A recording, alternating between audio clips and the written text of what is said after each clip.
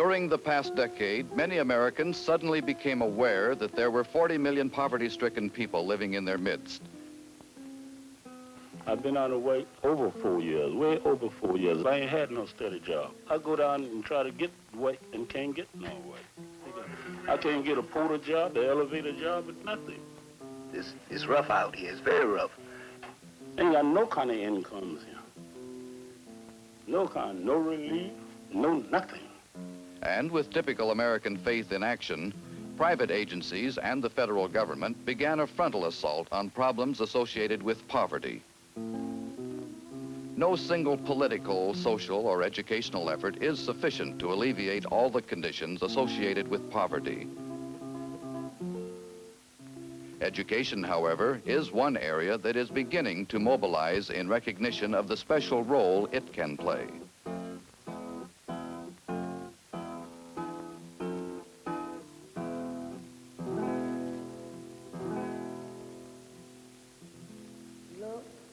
See Sally, see Bunny, Sally, and Follow.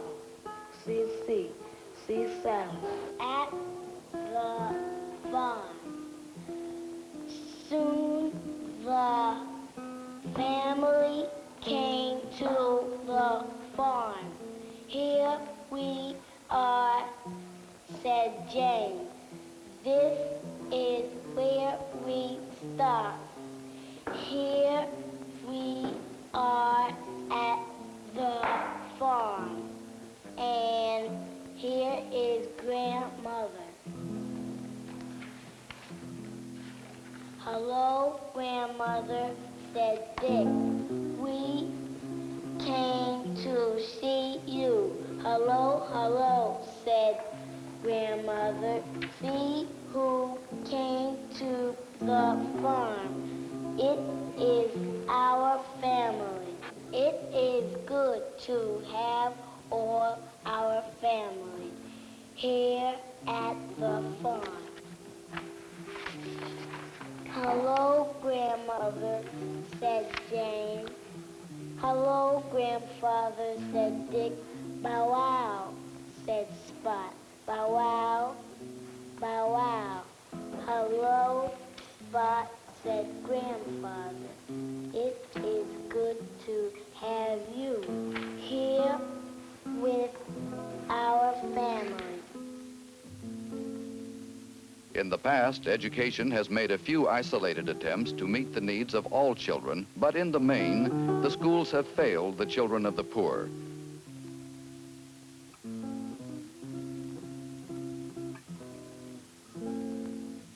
What you need a diploma for? Diploma's just gonna, like one of the boys said, a friend of mine said, a diploma is gonna get you cutting cheese in a factory someplace, or pushing a broom. Just pushing. If that's all you're working for all them years, just get a diploma to hang on the wall and catch dust.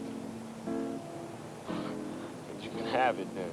Suppose I ask you the question that I want to ask you. Can you tell me, Alan, where you found the answer to the first question? You had a choice of 3 answers. Any effective school program must overcome the hopelessness and impotency that the child might bring with him. His experience and the development of skills are not always in accord with the demands of the school.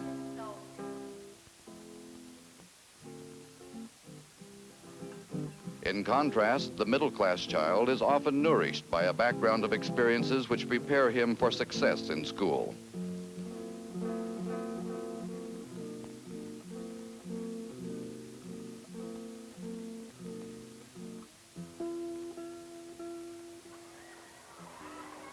But the slum child seldom has that chance. According to Dr. Elliot Shapiro, principal of a school in the slums of New York, who has discovered that... You know, we've come across a problem that I think many persons in middle-class communities are not aware of, and that is the problem of self-reliance. that our children become self-reliant far, far too early. Very often the middle-class people want their children to become self-reliant, and the children are not sufficiently self-reliant. Our children become as self-reliant as young adults when they are 6, 7, 8 years of age. In this very, very self-reliance, they give up that dependency relationship that is so necessary to childhood. And I want to stress emphatically the importance of a long childhood. But when our children are forced to give up their long childhood and become young adults too early, they are forced to give up their curiosity. We know that children in their long childhood, when they have a long childhood, remain curious. And this curiosity energizes education. This curiosity is the source of learning. When our children, our poor children, become so self-reliant so early, they give up this long childhood. They give up their human right. They give up their right, as it were, to be part of the human species. We must have effective, efficient, warm-hearted adults in the lives of the children. The mothers are loving mothers, but because of force of circumstances can't remain sufficiently close to provide, you might say, that dependency relationship that is the hallmark of being a child. Hoop. Now let's leave the hoop empty of all feet. In an effort to develop within the child many of the skills which lead to success in school, the Institute for Developmental Studies, headed by Dr. Martin Deutsch, has devised a program aimed at the preschool youngster. Stop. Okay, who knows what shape the hoop is? The Institute program emphasizes basic concepts which are developed through a myriad of activities. For example, such seemingly simple concepts as those of size, shape, and color, which are themselves tools for further learning, are all geared to laying the foundation for a successful school career. Round like a circle. By providing the child with many of the experiences basic to learning, the Institute hopes to pave the way for success in school and a meaningful place in society, breaking the patterns of discrimination, ceaseless unemployment, and frustration faced by so many of the poor.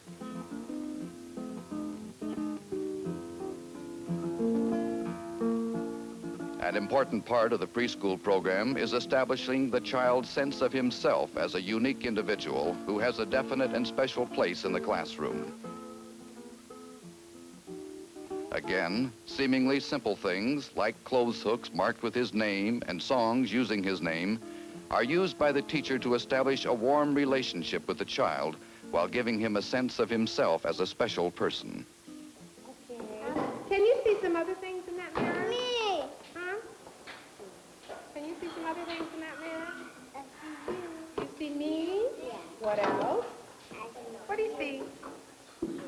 You see me? What else do you see? You see yourself. Look at your face. What do you see on your face? Good for you. Right now. Touch your eyes. Can you touch your eyes? Huh? Yes. Can you touch your nose? Fine. And your mouth? Very good. Here, and we're going to do something very special. We're going to talk about some parts of your face. Now, Larry Williams, touch your nose. Hallelujah, hallelujah. Larry Williams, touch your nose. Hallelujah. Robert Weston, touch your ears. Hallelujah. Dr. Martin Deutsch and his staff are concerned with developing curriculum and classroom practices that can become comprehensive enrichment programs that meet the special needs and problems of the child. These programs begin with the preschool child.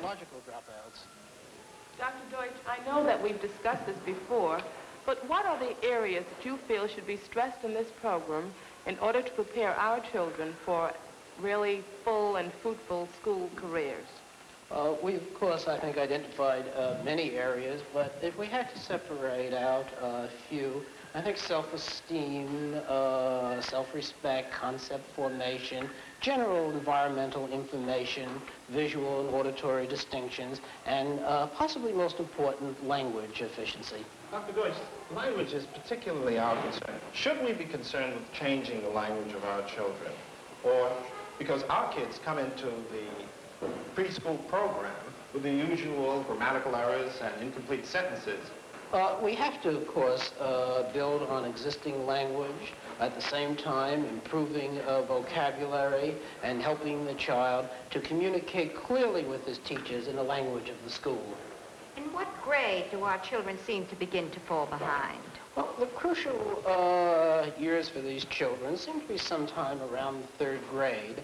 I think this is one of the reasons that we have emphasized the necessity of extending the program to the 3rd grade in order to stabilize some of the initial change.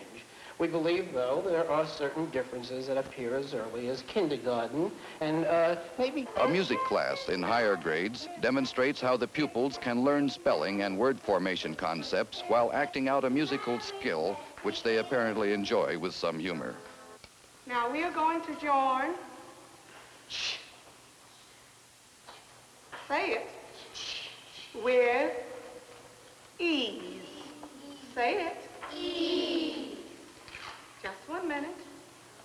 To make one word. And the word is cheese.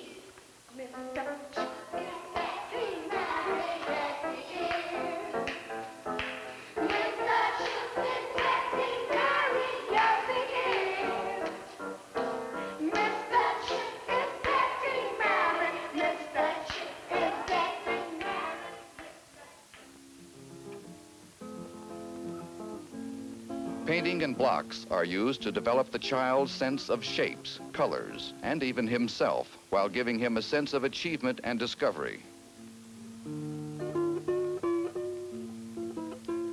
Also aiding the child is the individual attention he receives from a teacher who takes time to look with interest and care at each pupil's work.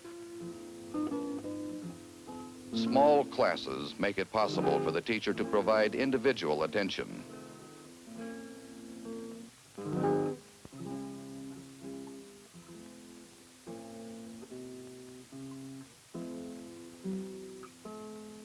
Although the Institute under Dr. Deutsch's guidance continues to develop programs aimed at meeting the needs of the younger child, there are still older children trying to face the demands of a modern complex society, handicapped by what in their formative years were inadequate school programs.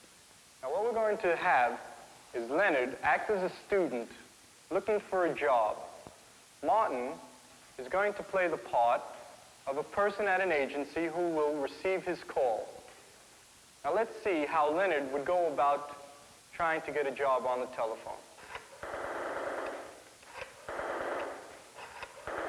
Clearly, and when she pointed out the day that she was graduating and everything. Now why do you think this would be important for someone to point out the day that they were graduating if they were going for a job? Ms. Flu, I'm calling in regard to your advertisement on employment postage possibility with your company. May I have your name again, please? Yes, this is Miss Feld. Could you come to the office for an interview sometime this week? Parent meetings with the teacher are stressed. These meetings are a first step toward building a positive relationship between the school and the family. Mrs. Walker, have you found helpful the suggestions made in the parents' meetings about things you can do with Raquel at home? Well, she helps me. When I have 3 more girls older than her, and they don't like to help. The oldest one, when they come from school at 3 o'clock, she makes some chocolate for them, but she always leaves everything on the table. So Raquel comes after her and takes everything from the table and put it up in the shelf where it belongs. And always is telling me that her sister don't do what she should do. Mrs. Carlisi, have you found some changes in Angela? Yes, I have found some changes. In fact, I'm very pleased of the way that she's been behaving at home and does things for herself. And I feel I'm very fortunate that I'm one of the mothers that have a little girl going to these classes. Mrs. Gracie, Alvin was in the class last year. Well, with Alvin, he likes to write stories. I mean, tell stories, and I write them for him, and this way he brings them to school. And I think he feels great because this is something that he's done himself with just my help of writing a story. And I think the program is just wonderful, really, and I'm glad that I was one of the mothers fortunate enough to be in it also. Mrs. Barber, you have had older children who went to kindergarten but did not have the nursery experience as Alexandra. Could you tell us some of the differences that you've seen with Alexandra and the other children? Yes, one instance that happened recently. She was able to write her name and get her library card. So I was very happy because my other children were not able to do so. And she loved books very much. What are some of the other things that you've noticed about the children since attending the nursery program? But the hope for the future is the young child of today. It is here where the best hope for the future lies, with the child. For the child is the root of the man.